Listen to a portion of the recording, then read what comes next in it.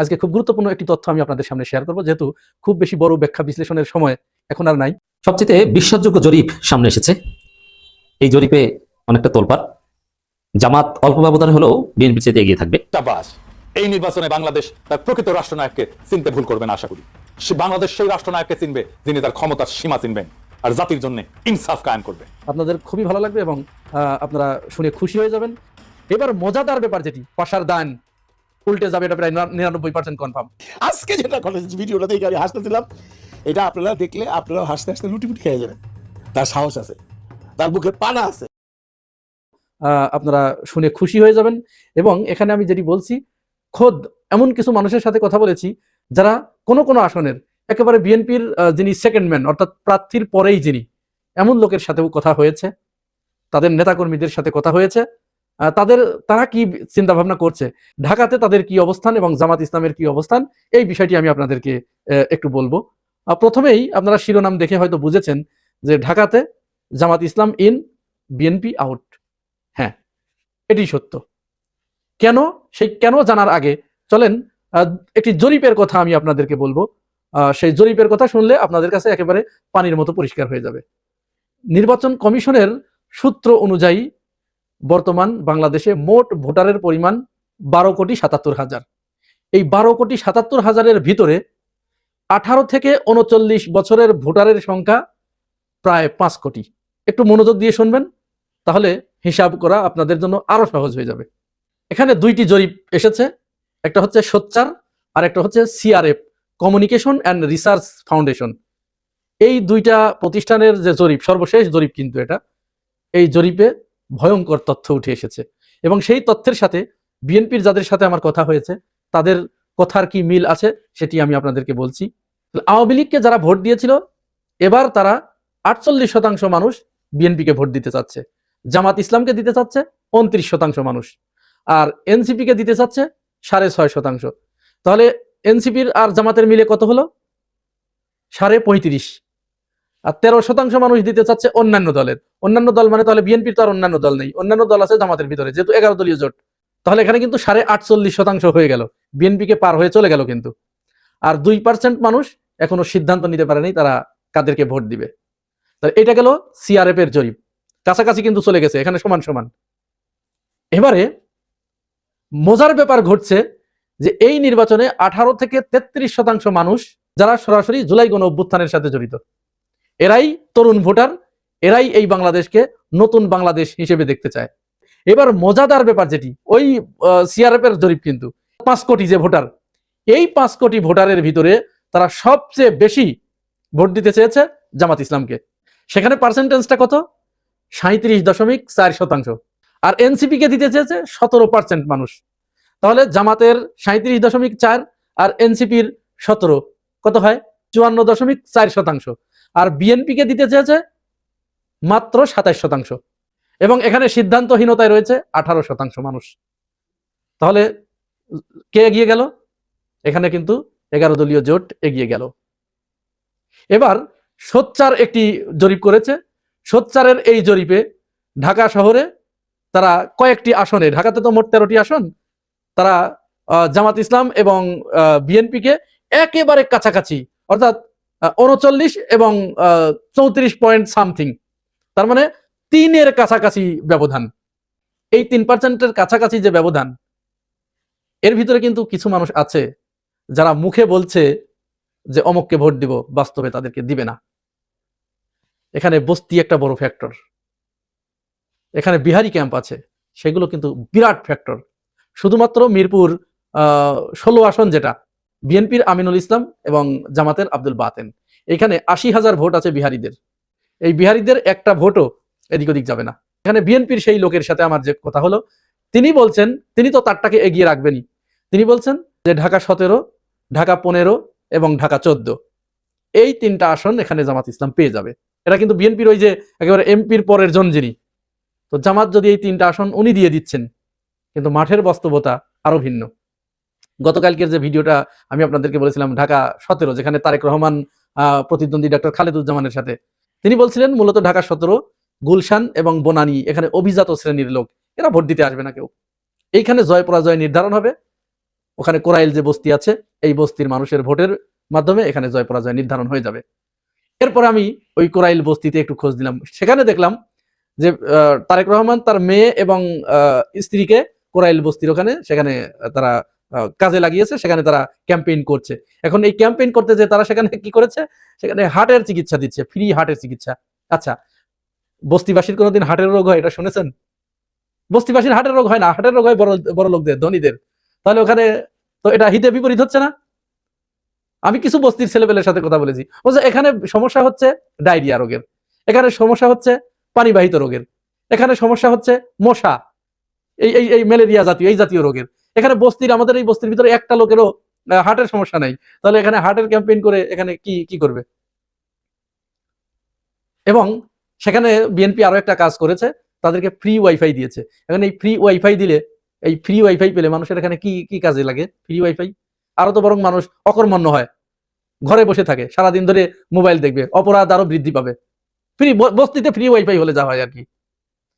তো সেখানে উনি ঠিকই বলেছেন যে জয় পরাজয় কিন্তু ওখানে নির্ধারণ হয়ে যাবে। তারেক রহমান বস্তিবাসীর হৃদয়ে তিনি স্পর্শ করতে পারেন নাই। সেখানে জামাতের খালেদুজ্জামান তিনি কিন্তু বস্তিবাসীর হৃদয় স্পর্শ করতে পেরেছেন। আর ঢাকা 13-তে মামুনুল হক, সেখানে ববি হাজ্জাজকে কেউ ভোট দেবে না, মামুনুল হক ওখানে চলে যাবে। আর জামাত আমিরের কথা তো আগেই বলছি যে জামাত আমির এখানে ঢাকা 15-তে তিনি একজন ডক্টর মানুষ, আর তার বিপরীতে তিনি মাত্র 8 পাস। তাহলে মানুষ এখন যোগ্যতা মূল্যায়ন করতে শিখেছে। আমি গতদিন বাজারের ভিতর দিয়ে যাচ্ছিলাম, তো দেখছিলাম যে সেখানে ভোট চাচ্ছে। তো যারা ওই লিফলেট নিচ্ছে তারা বলছে যে মার্কা নয়, শুধু এই ব্যক্তিকে দেখে আমরা ভোট দিব, এইখানে এই ব্যক্তির সংসদে যাওয়া প্রয়োজন। জামাতের আমিরের কথা বলছে যে ইনার মতো লোকের সংসদে যাওয়া প্রয়োজন, ওনাকে আমরা সংসদে পাঠাতে চাই। আমি অ্যাস্ট্রোনাইজ হয়ে গেছি।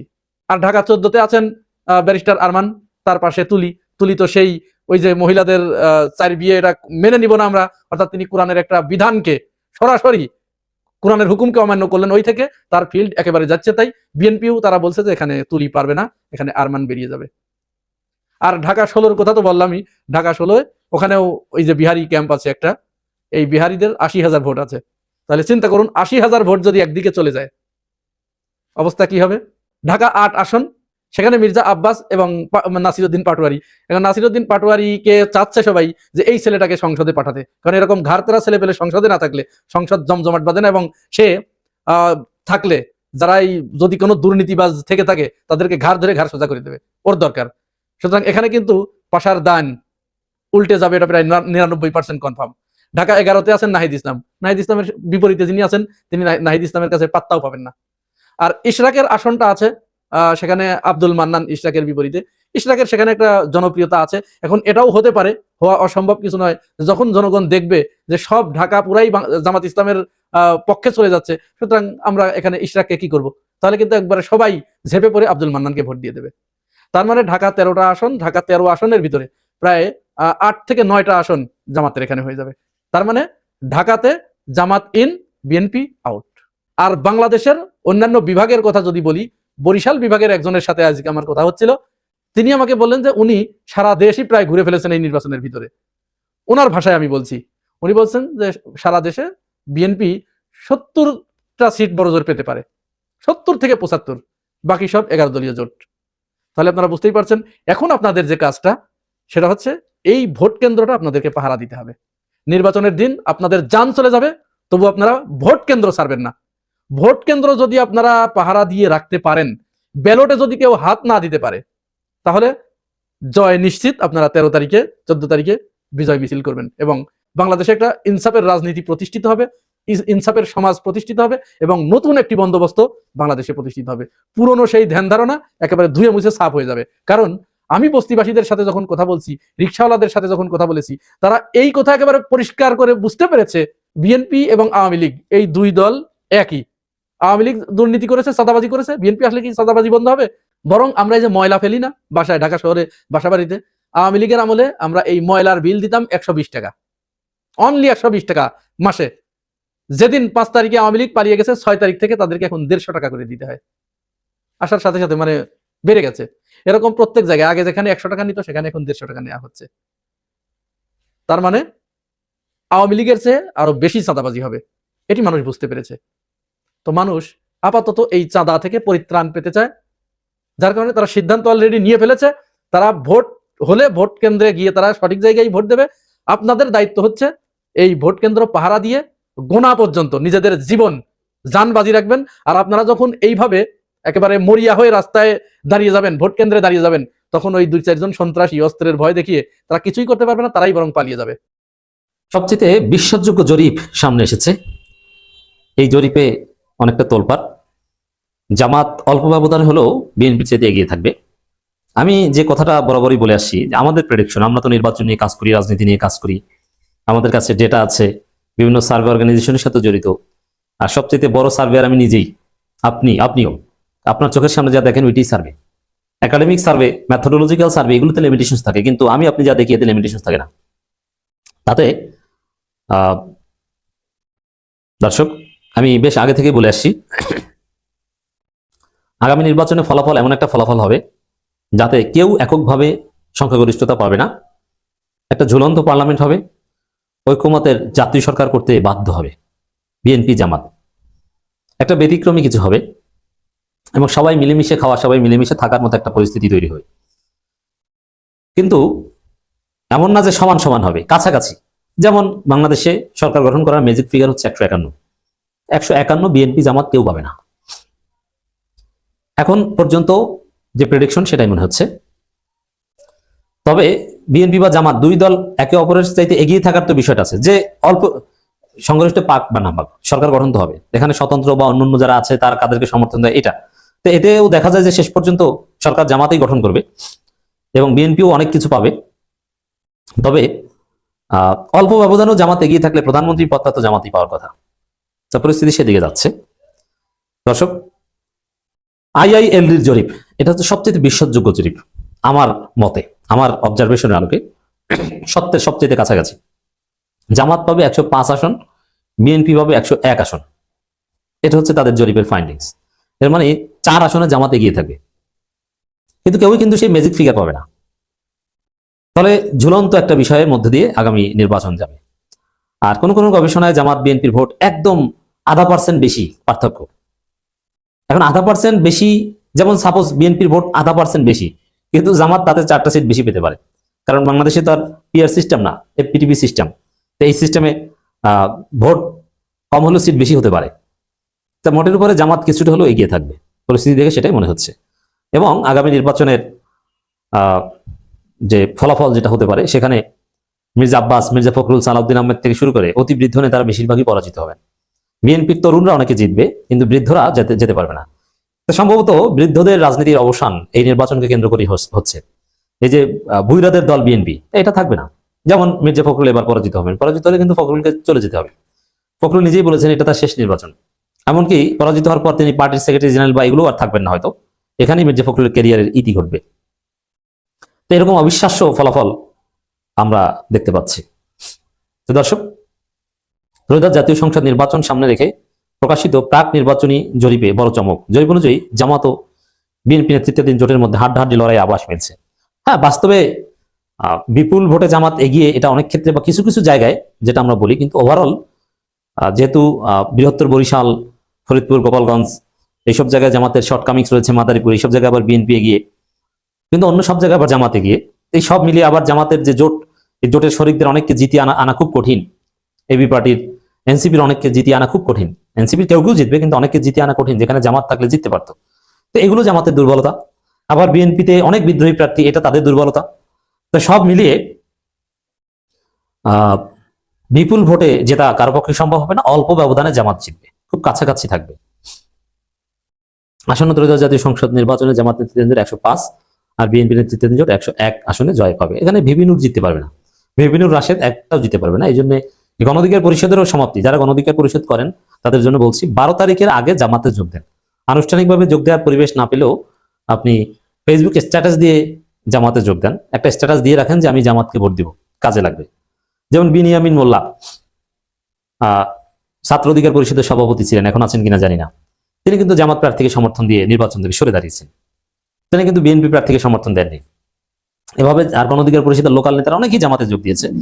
সেন্ট্রালি এখনো তোমরা 2-1 জনের, যারা আমার ছোট ভাই সবাই, তোমাদেরকে বলবো, ভাইরা বাবারা, তোমরা এখন যেহেতু আমি যখন কথা বলছি বা এই আলোচনা শুনতে শুনতে নতুনভাবে কোনো অনুষ্ঠান করার সুযোগ নেই, প্রচার প্রচারণা শেষ, এখানে একটাই জায়গা, সেটা হচ্ছে ফেসবুকে স্ট্যাটাস দিয়ে জামাতে যোগদানের কথা জানিয়ে রাখো, 13 তারিখের পর কাজে লাগবে।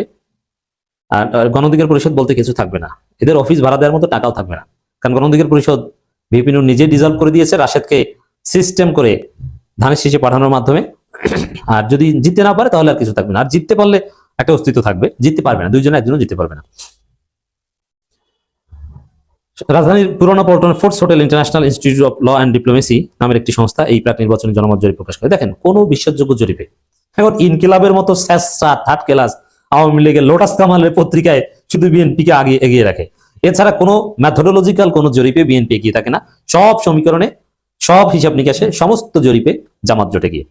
অতএব ক্ষমতা জামাত আসবে, তবে নিরঙ্কুশ ভাবে আসবে না, টেনে টুনে জামাত ক্ষমতা আসবে, স্বতন্ত্রদের হেল্প নিয়ে বিভিন্নভাবে, অথবা একটা জাতীয় সরকার হবে।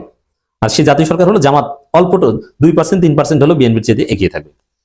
আসন্ন ত্রয়োদশ জাতীয় সংসদ নির্বাচন জনমত জরিপে আরো দেখা যায় জামাত নেতৃত্বের 11 দলীয় জোট 105 সংসদ আসন জয় পাবেন, আর বিএনপি 101, আর অন্যান্য পাবে 19টি আসন, আর প্রতিদ্বন্দ্বিতা হবে 75টি আসনে। তো এই যে 75টি যে হিসাব নিকাশ, এখানেও জামাত কিছুটা হলে এগিয়ে যাবে, কিন্তু ওভারঅল ফলাফল কিন্তু কাছাকাছি থাকবে। বরং হা ভোট পাবে 89.60%, আর না ভোট পাবে 9.10%। আওয়ামী লীগ না ভোটের পক্ষে, কিন্তু আওয়ামী লীগ ভোট দিতে যায় কিনা দ্যাট ইজ কোয়েশ্চেন। আর বিএনপি এতদিন না ভোটের পক্ষে প্রচারণা চালালেও শেষে যেহেতু মির্জা ফখরুল তারেক বলে গিয়েছেন এই ভিডিও জামাতের লোকজন প্রচার করছে, এ কারণে দেখা যায় যে বিএনপির লোকজন অনেকেই না ভোট দিবে না, হা ভোটেই দিবে। তবে প্রচারণা কিন্তু বিএনপি এখনো না ভোটের পক্ষে করছে, আর এটা বিএনপির জন্য একটা বিব্রতকর পরিস্থিতি তৈরি করেছে। দেশের 300 সংসদীয় আসনে 63,615 জন ভোটারের মতামত নিয়ে জরিপটি করা হয় 21 জানুয়ারি থেকে 5 ফেব্রুয়ারি পর্যন্ত করা হয়। দেখেন, এখানে একদম শেষ মুহূর্তের জরিপ, আর এত লার্জ স্যাম্পলিং এর জরিপ আমি দেখিনি। সর্বোচ্চ 19,000 20,000, 63,000, এই জরিপ সত্যের কাছাকাছি।